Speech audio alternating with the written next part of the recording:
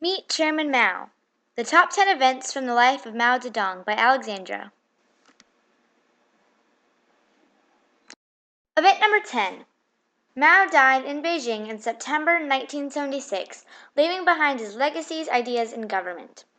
After Mao has died, his communist ideas still go on in China today. China remains to have a Communist Party government, even though Mao was blamed for the misfortune of the 20 years after his death. Chairman Mao's death also marked the end of the Cultural Revolution. Mao was looked at as both a strong leader and a misfortune from the time of early communist China. Event number 9. At age 13, Mao left his home for an advanced school seeking a high-level education. Without a strong education, Mao could not have gone on to do what he did for or to China. He would not have been as highly regarded or had as good of leadership and strategy skills, and therefore would not have been given the responsibilities of being chairman of the Chinese Communist Party, chief of state of the People's Republic of China, and chairman of the Military Commission of China. Event number 8. Mao made the concept of letting 100 flowers bloom so people could freely state their ideas and opinions. In previous China, the opposite viewpoint had been expressed. Also, this theory resulted in some people criticizing the Communist Party. They were sent to re-education, which was brutal concentration camps, where their lives were changed. This concept that Mao introduced changed how the people of China acted and thought, particularly what they said. Event number 7. In 1911, Mao joined a provincial unit of the army and fought for 6 months in the revolution to overthrow the Qing dynasty. This experience was the first to spark Mao's interest in putting his communist ideas about socialism in China into action. Without the inspiration to do so, Mao would not have had become as involved in China's government and would not have had the power to make the major changes he made. Event number 6.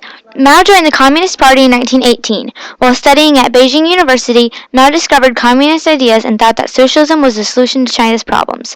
Mao taking part in the Communist Party led him to do and involve himself in advocating communist ideals, which changed China when he became the country's leader. Event number 5. During the Cultural Revolution, Mao sent his Red Guards and the People's Liberation Army on hunts to take away and destroy forests, as well as torture and harass people with a bourgeois lifestyle. Mao wanted to have complete control over China, and this was an act to force the country to be loyal or suffer consequences. What Mao considered poisonous forests, others may have considered special treasures. When people's houses were invaded and forests were taken, they were most likely devastated. Unfair torture changed the lives of teachers, writers, artists, party leaders, and anyone else with a black background or a bad class status. Some were killed and some committed suicide out of fear and stress. This act of cultural revolution weakened China against Mao's goal to strengthen the country. Event number 4. Mao put the Great Leap Forward into action in 1958. During the Great Leap Forward, many Chinese peasants had to produce steel, but when they had used their tools to create what turned out to be worthless scrap metal, they could no longer grow crops or use the steel. Both lack of tools and 2 years of drought in a row caused 2 harvests to fail and millions to starve. By launching the Great Leap Forward, Mao caused the deaths of many Chinese through starvation. Event number 3. Mao launched the Cultural Revolution starting in Shanghai in November 1965. Mao's goal was to strengthen China against a relapse into capitalism. The Cultural Revolution changed the lives, perspectives, and beliefs of many Chinese citizens.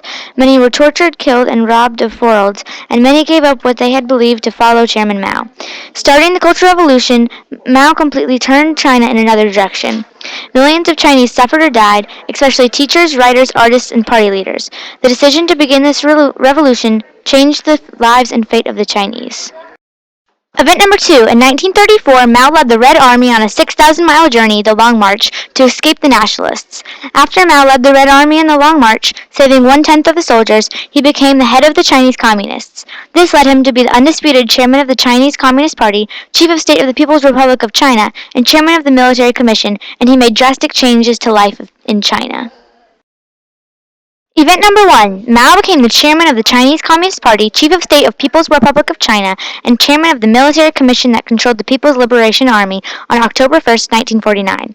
Mao becoming the chairman of the Chinese Communist Party, chief of state of the People's Republic of China, and chairman of the Military Commission allowed him to make major changes to China, which he did.